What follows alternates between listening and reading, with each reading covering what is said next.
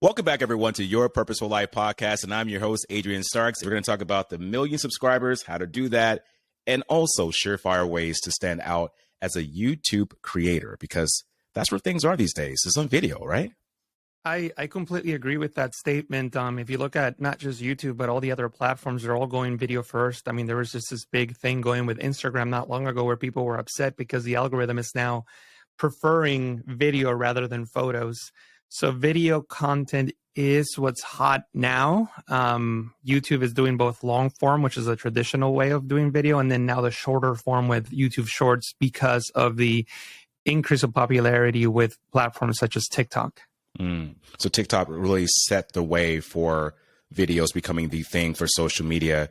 For sure. I hear you too. I realized that recently Reels have been a big thing on Instagram and also on Facebook, because that apparently gets more viewers looking at your things and can lead to other things too. All right, so that's going to be great. I'm excited to learn more about what we're going to talk about today. Before we do that, for all of our listeners here, you know the drill. If you've already done it, great. But if you're a new listener, make sure you go ahead and download this podcast onto any podcast platform of your choice by going to our website, yourpurposeful.life. And it is there where you can subscribe to the show and also subscribe to our YouTube channel. Make sure you click that notification bell, like, comment, and share. And back now to our special guest of the hour here, Jesus Ramirez. What can I say? There's a reason why I have him on the show today. He's packing a lot of things with his background. Let's just start first with the fact that he is a graphic artist and educator specializing in Adobe Photoshop.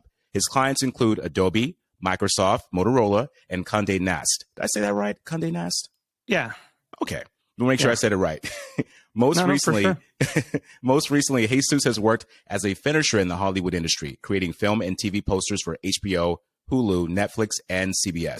He also runs a Photoshop training channel, one of the world's most popular Photoshop YouTube channels. Get this, with over 1.9 million subscribers. That's what we're going to be talking about today, how to get those kind of subscribers.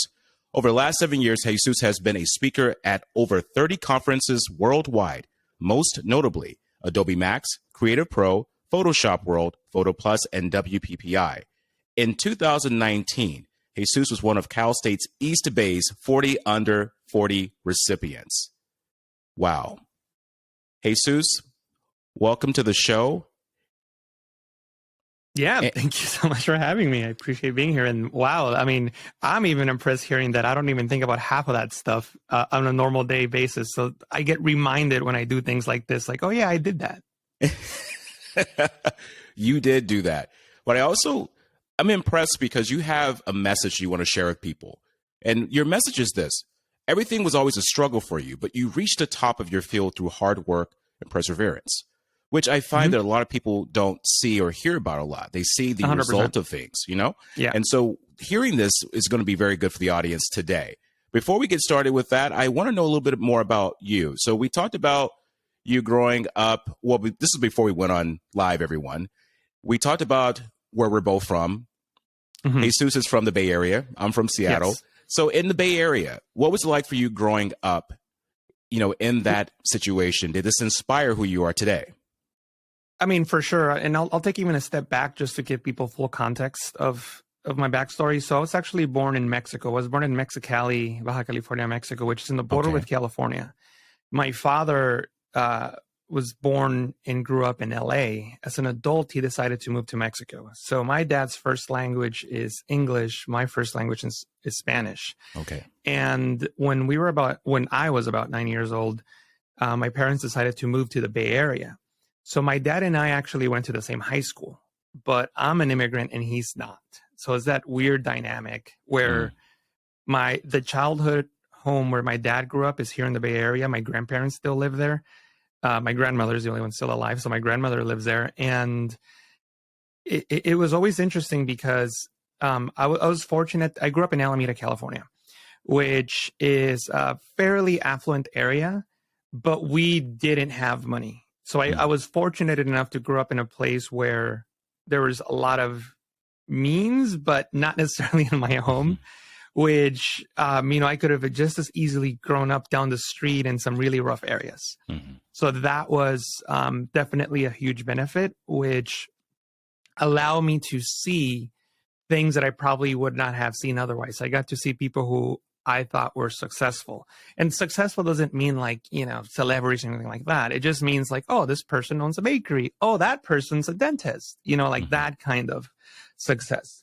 And that kind of laid the foundation that if I wanted to be successful, I needed to learn how to do something, because I knew that people who, at least in my world at the time, everybody who I saw that I wanted to grow up and be like knew how to do something. Even if my mom is a hairstylist, and I saw that she put food on the table by cutting people's hair. So she knew how to do something.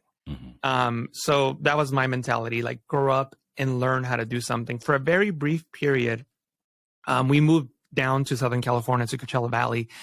For people listening who are not familiar with Coachella, there's a really big concert once a year, and it became really popular several years ago when they did a Tupac, I believe, hologram with Snoop Dogg and several different artists, which is fantastic. But I think that performance kind of put them on the map worldwide, and people can at least have some context of what Coachella is. But living there is a rural community, a lot of farmland.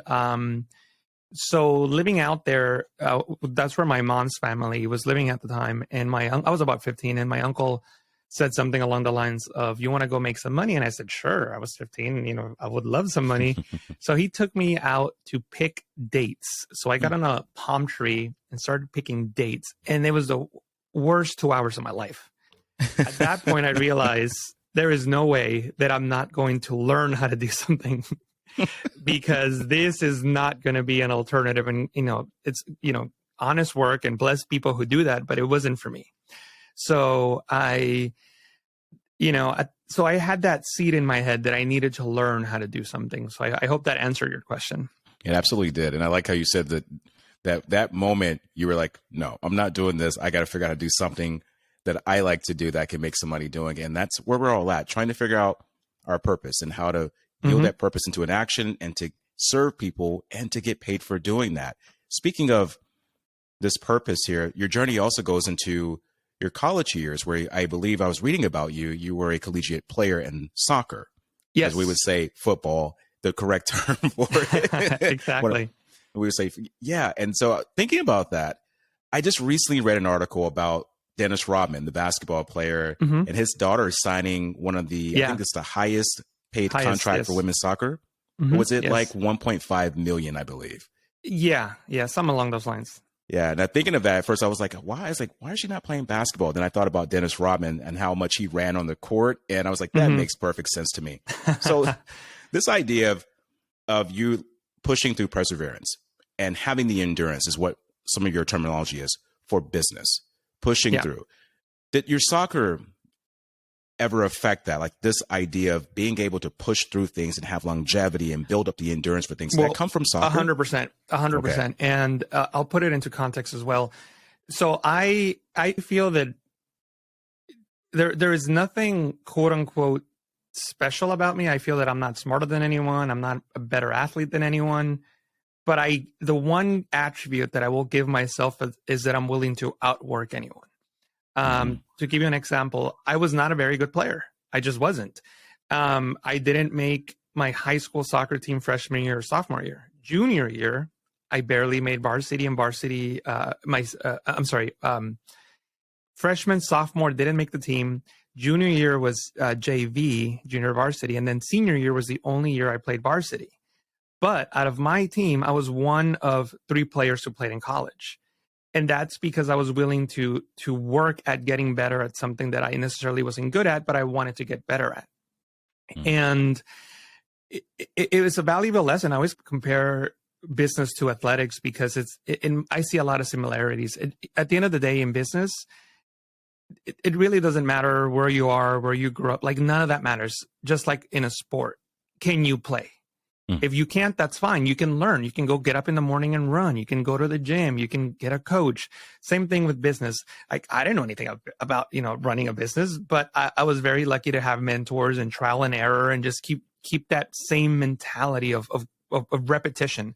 So I'm a big fan of repetitions. One of the reasons why I decided to start doing podcasts is because I wanted to start my own podcast, but then I realized I'm not very good at talking. So I need repetitions. So I started going to podcasts and being a guest, share the knowledge that I have. And that helps me with repetitions to get better at what I want to do. So to answer your question, I think athletics definitely helps at the mindset of if you want to do something, just practice, practice, practice, and eventually you'll get better. It might not be fast, but eventually you will get better. You're absolutely right. And I believe you're a great speaker. Just want to add Thank to you. that. I appreciate that. And this idea of repetition for you is very important because I believe truthfully that repetition, it doesn't make perfect, but it does make us improve and allow us to be more effective. And that's what you are. You're very effective in what you're doing. Now, traveling further down this road of your success and this journey of yours, let's talk about your passion for creating. A lot of people create things out here right now, and we live in an era where everyone wants to be the person. And I must say that it's basically a lot of it is attention based, but there's a lot of people who are creating from the heart because they really want to share something. Why are you so passionate about what you do? That's a very good question. It's two reasons I would say. Number one is just something that I just enjoy doing. I just like doing. Like people often say, "What do you do for fun?" Well, I go online and I just, look at creativity. I look at Photoshop stuff. I look at other types of creativity. I will get on the computer and just mess around with Photoshop. And isn't that your job? Yeah, but that's what I like to do. So if I wasn't getting paid to do it, I would do it anyway. So that's reason number one. Reason number two is, and perhaps even more important, is as soon as I started making my work public, I started receiving a lot of feedback from people in how my content was helping them, whether it was at school, at work. I had one person email me, right around the time I started. I started my YouTube channel in 2012, so it's been over 10 years. Wow. But, maybe at about year 2 or 3, I received a message from a gentleman who had lost his hand in an accident. And he had mentioned that my videos were just helping him, get through the day. He would just watch Photoshop videos and he would do whatever to his photos. And it was good therapy for him. And it just helped the days go by faster, not having to focus on the accident, which to me was incredible. Like I wasn't surprised for people to say, "Oh, your tutorial helped me with a school project," or "Your tutorial helped me get a job," because that makes sense. Something that I just never thought would happen is like, "Oh my God, somebody went through a horrific accident and my videos is therapy for them." So that, helps me stay motivated and wanting to create more, because I'm sure that there's people that I'll never hear about, but their lives are also positively impacted by my work, whether it's school, jobs, or just their personal life. Love it. And like you were saying, there's some people that may not ever say anything to you, but they're in the background watching and being inspired by you. And I think this is something for the listeners today that are going to be chiming in more about YouTube and building this platform for yourself, because you're not going to get a lot of people that are going to say, "Hey, great job and awesome, you're this," right away, or even people that do that. But it doesn't mean that you can't be effective at it. And this is 100%. Why you're passionate about what you do. Now, speaking of passion, of course, when there's passion, there also comes some struggle. And for a lot of people, they stop in their tracks when they face some kind of resistance. But you, on the other hand, once again, you have pushed through and you live what you talk about. And I like to talk about the human mess. Sometimes there's things that just happen, and within that mess, there comes a process. So back in 2021, it looks like you suffered a stroke. Yes. And from that moment on, you were able to still find a way with your purpose to push through and to continue on through your business. I want to take you back a little bit here. Where were you when this happened? And was there a progression up to that point, or is this something just happened all of a sudden? Yeah. So I don't know how, but I somehow got a neck injury. That neck injury led to a cervical dissection in the artery on my neck. What that means is I just, somehow got an injury. The neck, in an attempt to heal itself, created a clot. That clot became dislodged and it went into my brain, and I started dying, essentially. It happened while I was playing soccer. Now, doctors think that it could have been a soccer injury, which it could have been, but definitely not that day. I had been having neck pain for several weeks at that point. So I work in the computer. I'm in the computer all day. Terrible posture all day. So my assumption is, you know what? I just need to get up more, walk more, maybe stretch a little bit, go to the gym more. That was my thought. I'm just having neck pain because of bad posture. But it turned out to be the dissection. So I was playing soccer, and we were playing. I play in a adult league on Tuesday nights, and we were playing the championship game actually, and we were winning. The game was about to be over, and I started feeling dizzy. And I just remember one of my teammates passing me the ball, and I couldn't react. Like I saw it happening, but my body wasn't reacting. And they were like, "What the hell?" And I was like, "I don't know what's going on." And next thing you know, everything started spinning, and it was spinning so fast that my initial reaction is like, "Oh my God, I'm going to collapse. I better grab my head and I'll drop instead of just dropping." Right. And so when I dropped, people came over to see what was going on. One of my teammates asked, "Are you okay?" And I said, "No, I don't know what's wrong, but I 100% need to go see a doctor. Like, this is not normal." I was very fortunate that I was very close to a hospital. So from the time of collapsing and me seeing a doctor, it was no more than 20 minutes. I mean, it was that fast, which contributes a lot to me being okay now, because people either die or become permanently disabled with these type of things. And there were so many things that went right for me that allowed me to be almost normal. Like I would say 99, 98% normal. I do have to take a pill every day. But besides that, I'm black with playing sports. Every now and again I get dizzy. There's little small things that come back. My left side was affected a bit. Thankfully I'm right-handed, but I woke up the next day at the hospital not knowing what had happened. And a doctor comes in, he sits on the bed next to me, and he puts his hand like on my thigh, and he says, "I just want you to come to terms with the fact that you'll be disabled for the rest of your life." And I was like, "What?" Like, I was just running last night. Like, how could that be? What happened? Yeah. He explained the situation. I was angry, not at him, just at the whole situation. And after he and all the nurses left the room, I know this could sound a little bit naive, but my mentality was like, no, this is not going to stand. Like, no, I'm sorry. Like, this will not stand. So I couldn't walk. So I grabbed myself by the side of the bed, and I started doing little baby calf raises. Like, that's the only thing I could do. I'm already starting PT right now. And I talked to a physical therapist the next day, still in the hospital.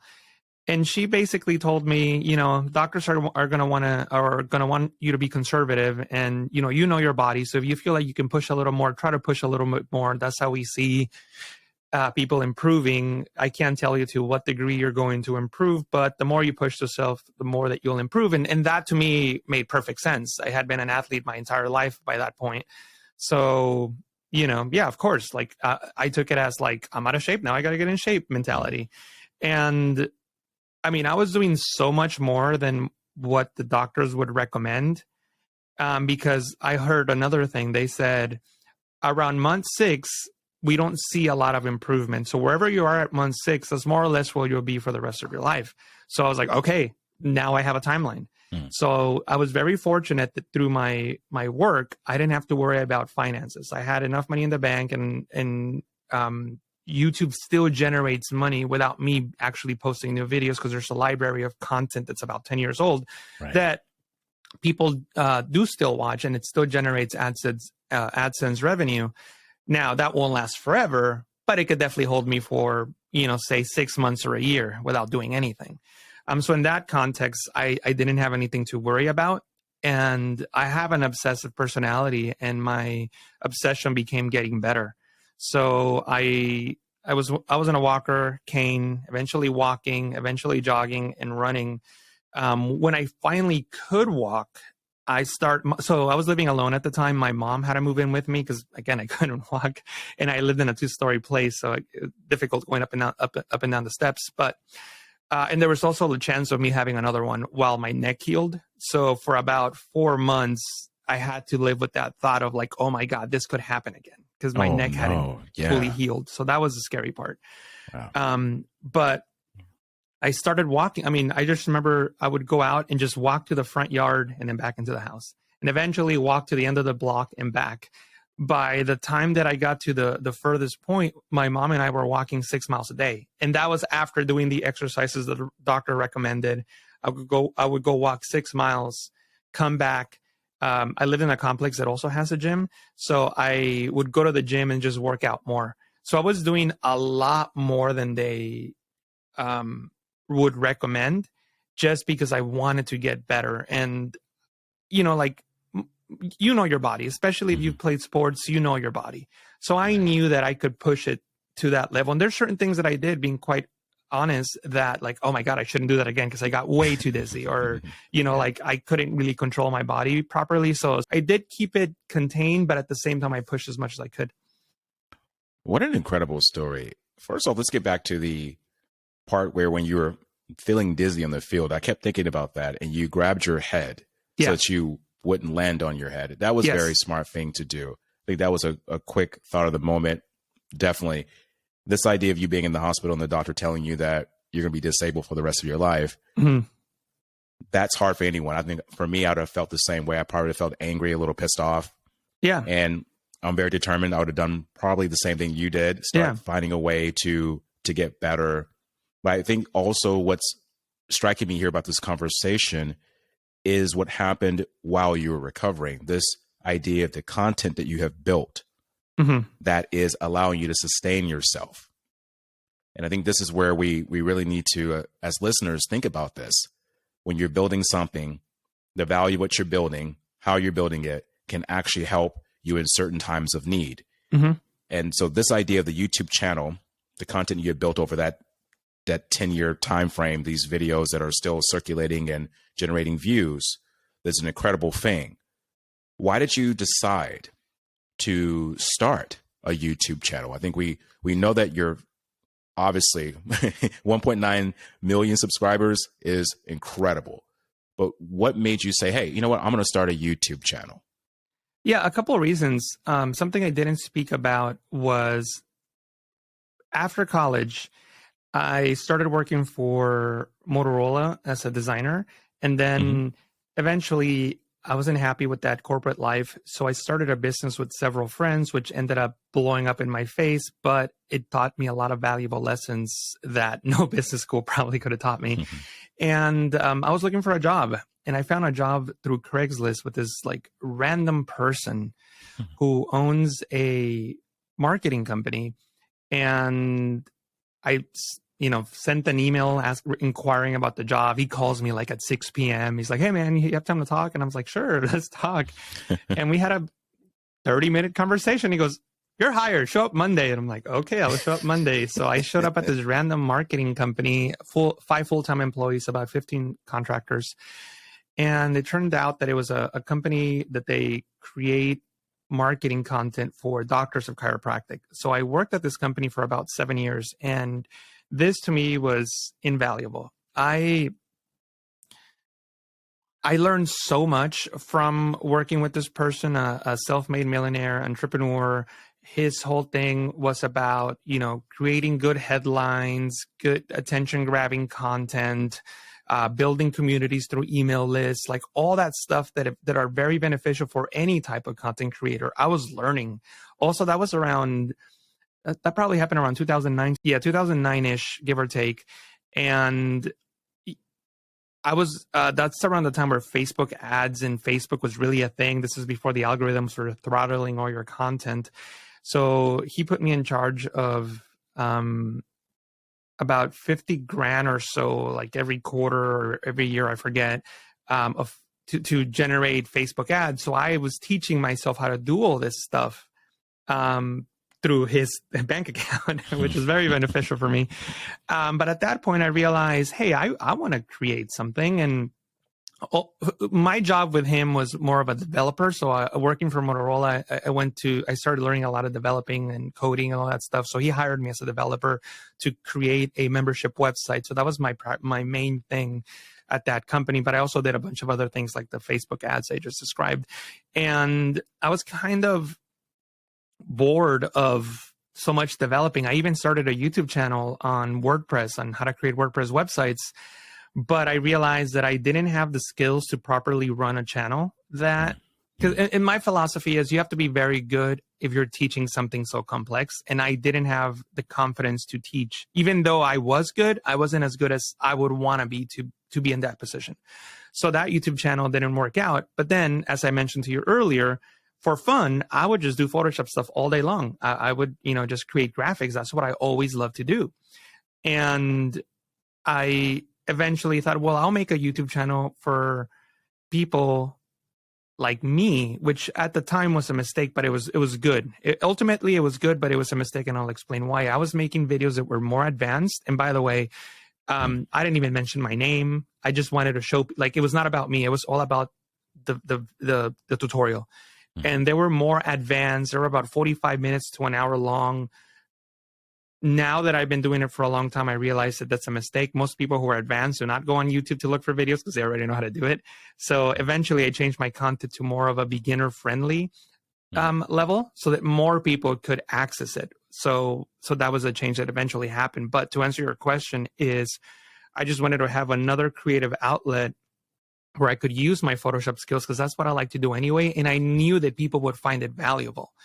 And I was very fortunate that by this point, I had already learned enough about creating communities that it was a huge head start. If I had started out my YouTube channel without knowing all that stuff, it would have probably held me back a year or two because I would have not started collecting emails from day one.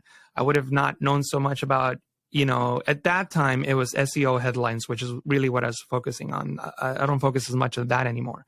But the point is that I was focusing on all these things that a lot of first-time creators don't focus on. And I already had a little bit of knowledge, which gave me just a step of a head start.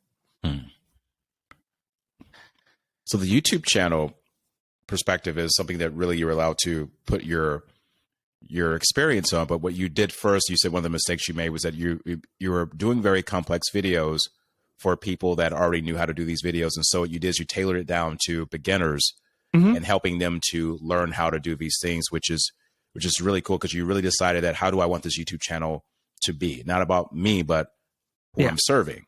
And that shifted gears for you. So many people are going to ask now, should they launch their own YouTube channel? Because when I first launched mine, I didn't think much of it because when I launched it, it was during that time where Facebook was the thing. Instagram was the thing. Yeah. But there were a lot of people very successful on YouTube. It was just a whole nother world, a whole nother galaxy, just a beast all of its own. And people were intimidated by that.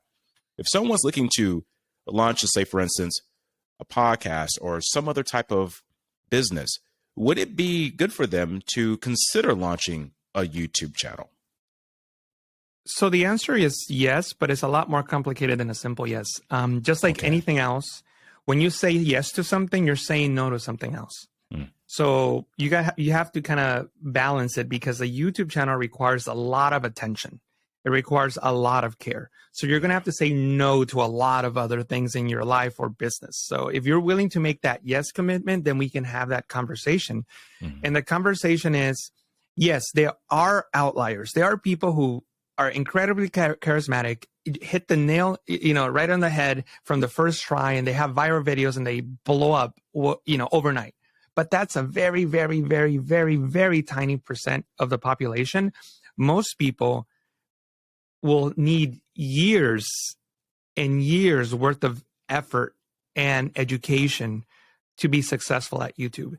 So that is the yes, and everything I just mentioned. I like how you're just keeping it real with people because it is an effort. It does take time.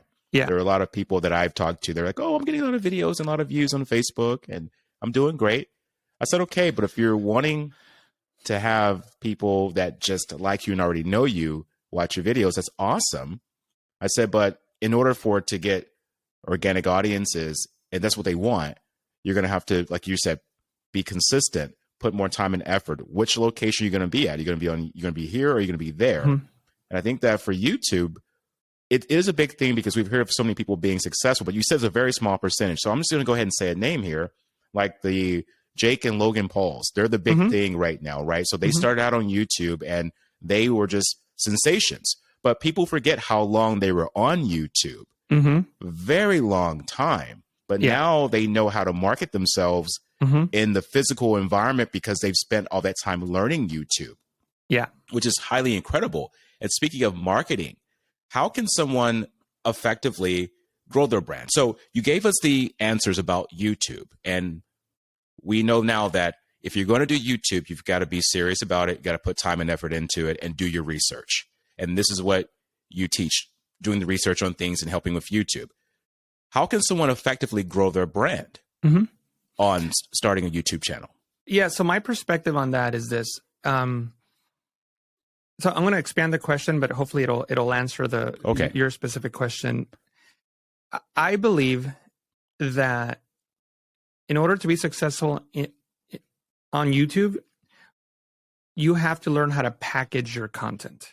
And that means a lot. Let me explain that. So I'm making Photoshop tutorials, right? That's what I'm making.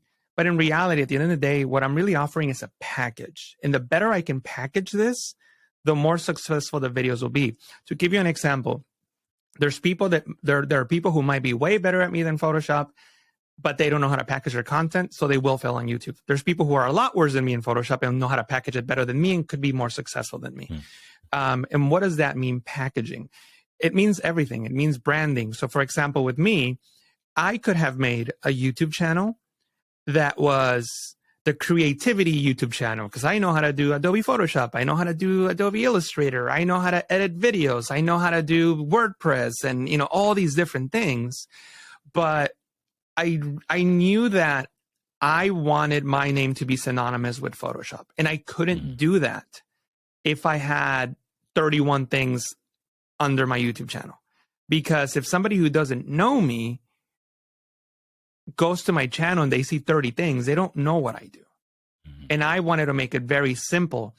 One of the reasons I think I've done so many speaking events is because when they're looking for Photoshop people, there's a very short list of Photoshop people.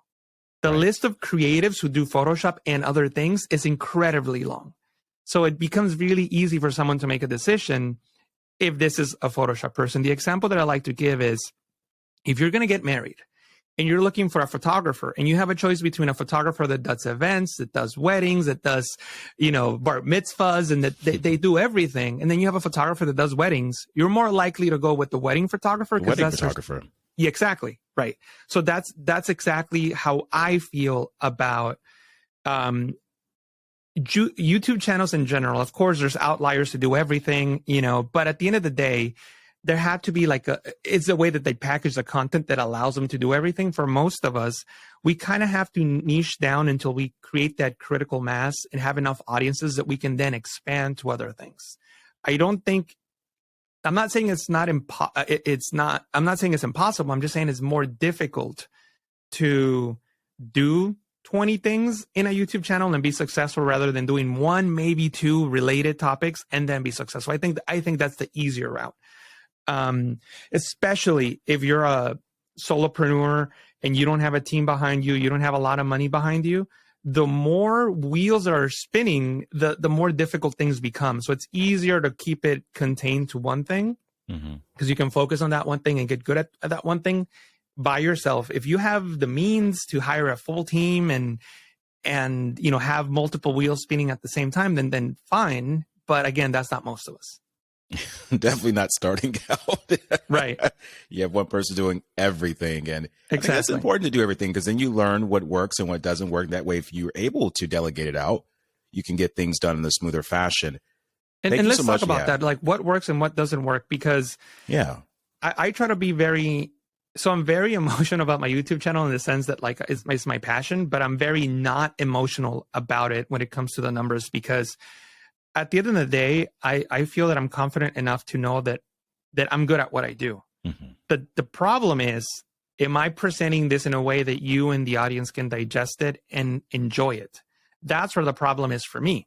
So when I look at the data, when something doesn't work or doesn't do well, I don't take it as an attack to oh, I'm bad or I'm terrible. I just take it as okay, they didn't like the way I presented this. How can I present it better next time?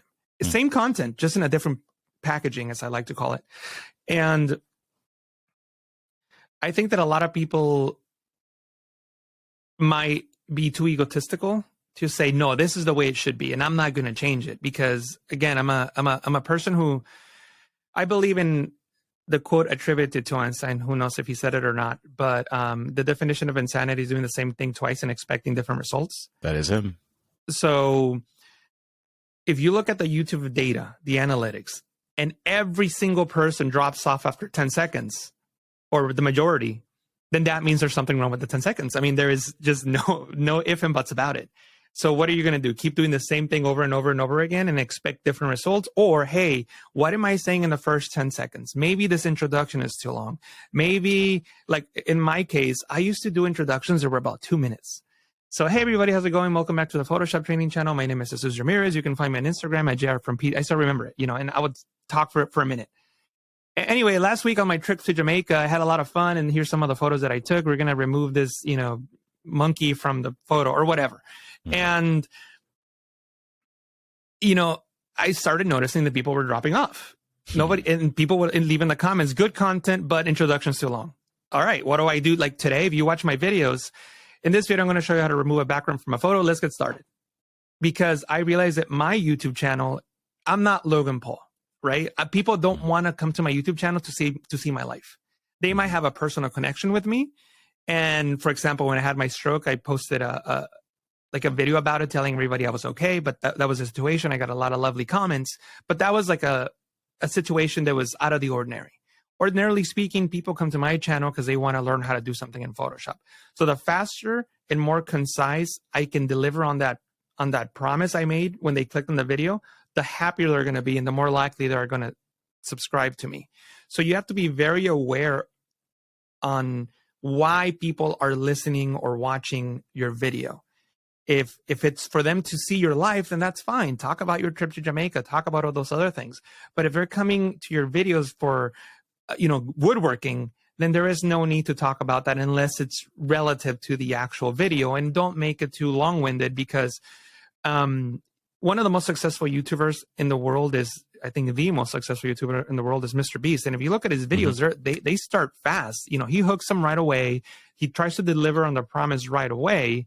And that is the most successful, most subscribed to YouTuber on the planet. So I've always believed that success leaves clues, and that's one of the clues he's leaving behind for the rest of us. Just see how he starts his videos. Analytics show that if you manage to keep a viewer past about 30 seconds on YouTube long-form content, they're more likely to stay to the end of the video. So if you don't manage to hook somebody within the first 30 seconds, they're gone. They're just not going to watch the entire thing. So that's what I try to focus on my videos now, talking about short form content and by the way, I'm not someone who teaches how to be super successful on YouTube. I'm just talking from experience, and this is what works with me.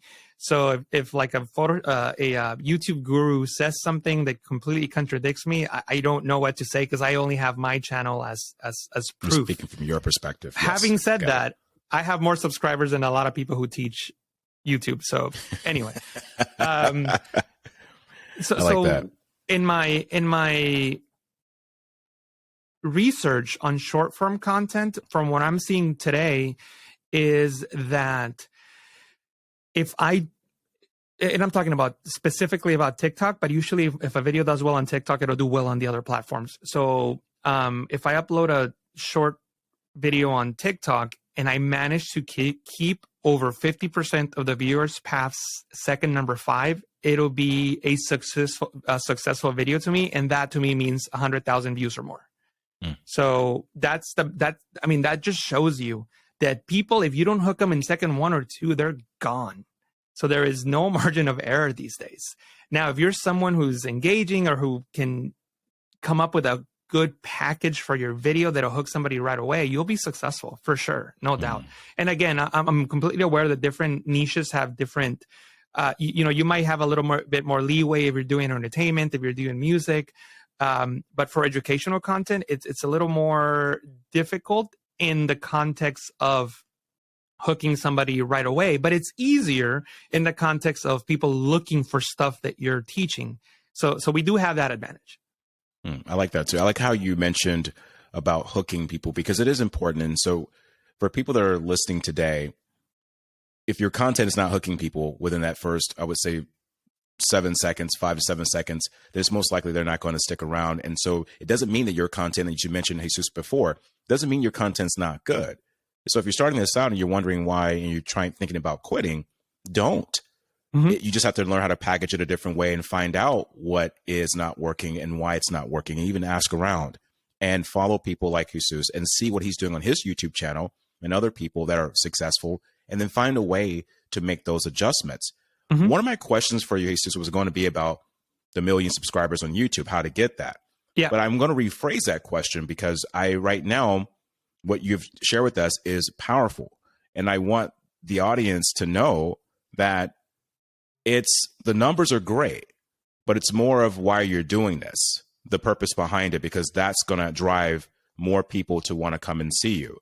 But just on the top of, just for the people who are already successful, let's just start with that one. They're already pretty good at YouTube. They've got so many followers. They're trying to get to that 1 million rank. So what would you give them as a means of possibly advice of how to keep pushing to get more subscribers to get that 1 million mark going?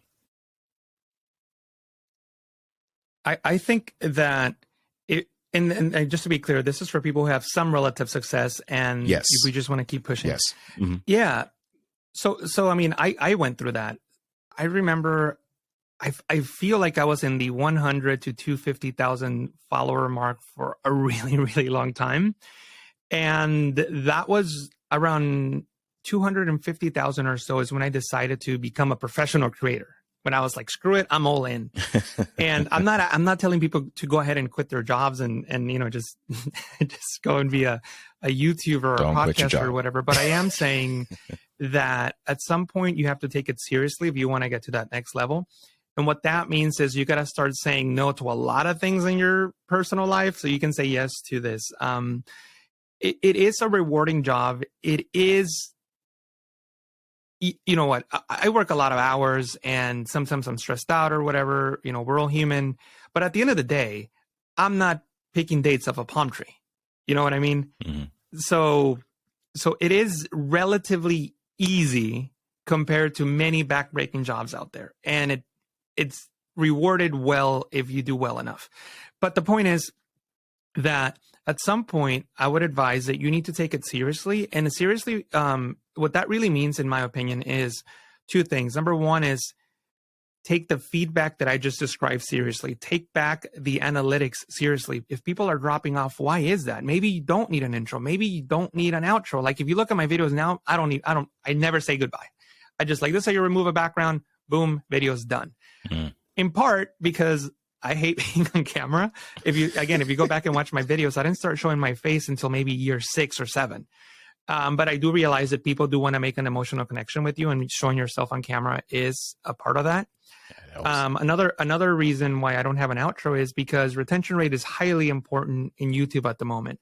So I realized by watching my analytics that as soon as the tutorial was done and I said things like, okay, everybody, thank you so much for watching, make sure you subscribe, like, follow. I have another video on masking, link down below.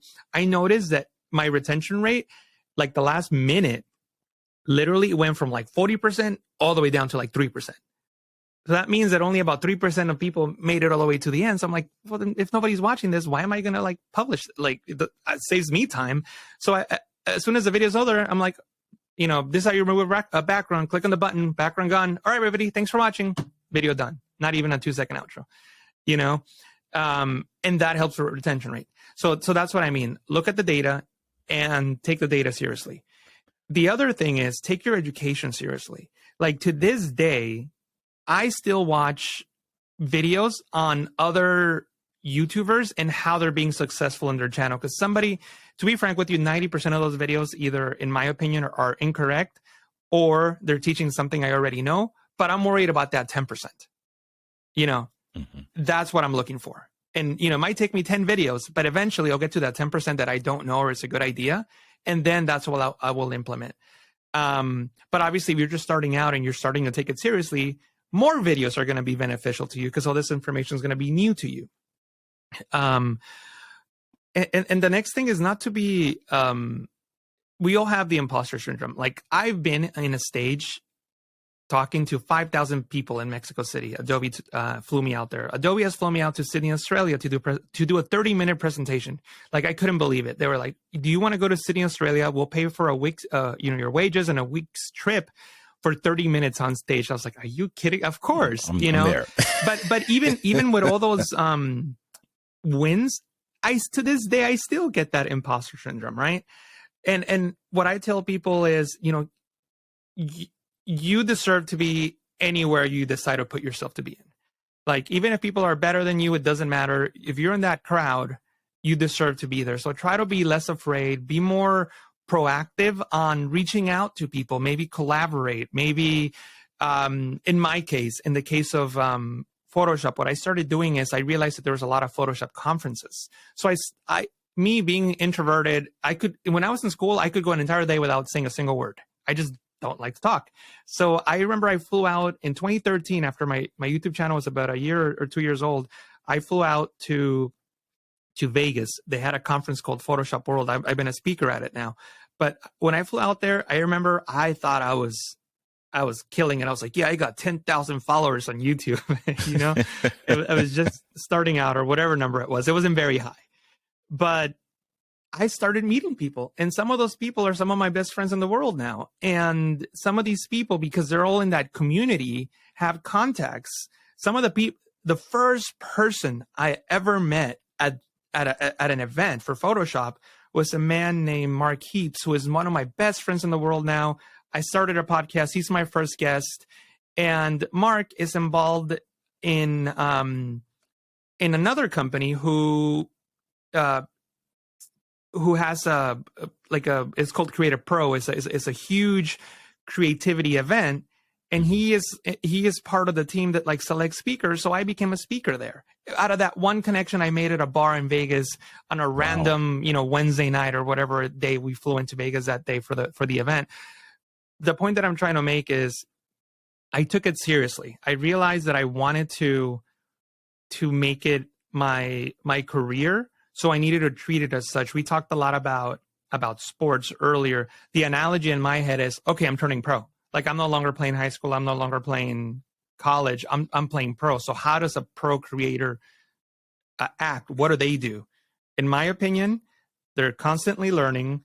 They're networking, putting themselves out there, and just continue to improve on their craft, whatever their craft may be. For me, my craft is creativity in Photoshop. And at the same time, it's also content creating. So I'm trying to improve both at the same time. Love it. It's amazing how we can meet people when we do certain things and you take what you're doing seriously. I love that story that you share with us. And just back to the question of the subscribers. I want to be very clear. The reason why I decided to not just say that, how do you get 1 million subscribers, is because, like you were saying, through this whole conversation, when you're doing something, it is not easy. It is going to be a journey. I don't want any one of you listening today getting discouraged because you don't have that 1 million subscribers, because it takes time. It takes a lot of effort to do that. Yeah. And so, and you just really paved that way for us, showing us how to stay consistent, take it seriously, listen to the right people. Like you were saying, you're a student, you still study, you still look at what's working in the market, what's not working. You go back and check your data, your stats, all these things play factors. Now, speaking of factors of what you've been doing successfully with your channel in Photoshop, what are some of your favorite Photoshop tips and tricks, if you want to share a little bit with us today? Oh, man.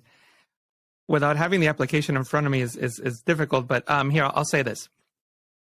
Photoshop is an incredibly powerful tool.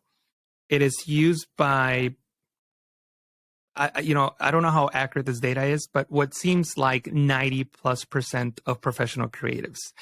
I do have to make a disclaimer. These days, a professional creative can be someone who uses Canva to generate a social media graphic. They're getting paid for that creativity. So that is also a professional creative. I'm not trying to demean in any way people who do that.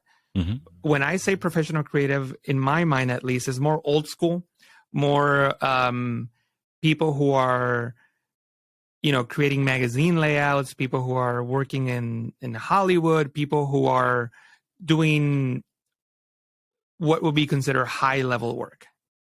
in that context, I would say 90+% of creators use Adobe Photoshop. It's an application that was created in 1988 and sold to Adobe in 1989. The application hasn't changed much. So when you open it up, it looks and feels like design many, many years ago, 30 plus years ago, 35 or whatever we are at now. But the point is that because of that, it is an overwhelming tool. There's so many menus, so many tools, so much stuff you can learn that it is overwhelming. And the biggest tip I can give to someone is think about what you want to do with the application. Why are you opening up Photoshop and why are you using it? Because being brutally honest, Photoshop may not be the best tool for you because it has too much. Maybe it's Adobe Lightroom, which is an application for photographers, and it's slider based, and you can control the lighting and color of a photo in almost any way. You can remove small blemishes and small distractions from photos, and that may be all you need. And that might be more beneficial to you because the learning curve is so much smaller. Now, if you tell me, well, my goal is to create compositing, which is essentially putting two or more photos together to make it seem like a single photo, then in that case, Photoshop is the tool you need. And I would focus on learning just the compositing tools, masking, selections, color matching, that kind of stuff. But I wouldn't worry about any of the design tools and all that other stuff because it just will become too overwhelming. So I guess the biggest tip is figure out why you're opening the application and then focus on those areas. And as you start developing more skills, by all means, expand, learn about type, learn about design tools, learn about all this other stuff. But don't try to learn everything at once because it is truly very overwhelming. Great tip, and thank you for that information regarding Adobe. And like you were saying, I love the disclaimer you used too, because there's some people that use different platforms. Mm-hmm. And I'll be honest with you, when I got on Adobe, I was like, "Oop, okay, not for me." Yeah, exactly. It's very overwhelming. Yes. I was like, let me pop over here and try this. Yes. But however, there's a lot of people that can be very effective in Adobe. You just got to stick with it. Mm-hmm. And speaking of learning more about Adobe, how can our listeners today learn more about what you're teaching, such as your YouTube channel? Where do they go for that to learn more about your videos and your next upcoming events that you'll be sharing more about the power of Adobe? Yeah, for sure. Photoshop Training Channel is a YouTube. Photoshop Training Channel is the website. There's an events tab with all the events coming up. The next event I'll be at is in Las Vegas, actually, in about 2 weeks. I believe March 5th, if I'm not mistaken, March 5th, 2023. That week is WPPI, which is a wedding photographer event, a pretty large event, very well known in the industry. So I'll be there.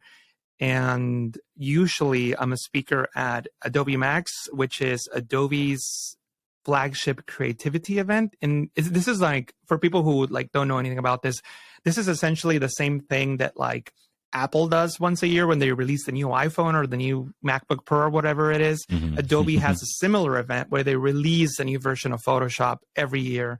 It usually happens around October and November, and I've been a speaker there for the last 6 years. So I'll definitely be there this year. I just don't know to what capacity as of yet. Okay, great. I'll make sure that in the show notes of this podcast, our listeners will have that information. My last question for all my guests here, Jesus, what does living a purposeful life mean to you? I like how you phrase that, mean to me, because I think it means completely different things to everybody.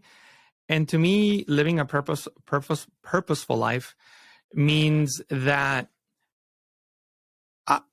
I don't want to ever look back and said, I wish I would have tried that, or I wish I would have gone for that. I would rather fail than say, I should have done that.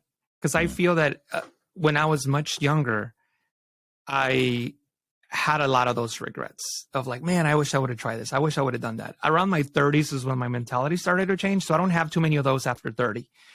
But my purposeful life for me would be try everything you want to try. And I don't, and this does not mean business at all. Yes, business is part of that, but also family. Like, try getting married, try having kids. Like, I had the mentality if I don't want to have any kids for a really, really long time. The stroke really changed that, by the way. So now, to be honest, hey, by the way, here's something I haven't announced publicly anywhere. I'm actually getting married in September of this year. September 22nd. Congratulations. Will be my wedding date. And we just set the date last night, actually. We found the venue. And my fiance and I are already talking about having kids. So for me, the purposeful life is to have a life that I have no regrets with. And I would have regretted not having children, not having a family, which is the mentality that I had, say 2-3 years ago. So yeah, just that's what it is for me. Just, and I know it sounds kind of selfish to say, I just want to, do the things I want to do, but that's really what it means for me. Well, that's the idea. That's what it means to you. But I'll tell you one thing. I'll add this to that. But in a way that it doesn't hurt anyone and it has a positive impact on other people. That I needed to add that in there because of my work. I always think about when I create something is not about how many views is this video going to get. I think more about how many people can I help? Because the more people I can help, the more likely they're willing to share it. And yes. It's like a two-way street. It's not just about me and getting a lot of views. It's more like if I help you, 1,000% you're going to help me back. And there's a quote that I wish I could remember who said it, but it was like, give people what they want and they'll give you what you want. So always be a person of service. And I wanted to tie that into the answer because I didn't want you to think that I was like, no, I'm just going to live a hedonistic lifestyle and it's all about me. Well, it's about you to a certain extent, but what I like about you is that you understand that it's about people that you are impacting. And that quote you mentioned, I think it came from either Jim Rohn or Earl Nightingale, one of those two. I'm not sure which one. This has been an amazing time, Jesus, and you dropped a lot of gems for us today regarding how to be successful in the world of Adobe and also of YouTube. And more importantly, the why behind what we do is a driving factor. You've been incredible, and I am looking forward to seeing much more from you and your success. Thank you so much, Adrian. It was a pleasure being here with you.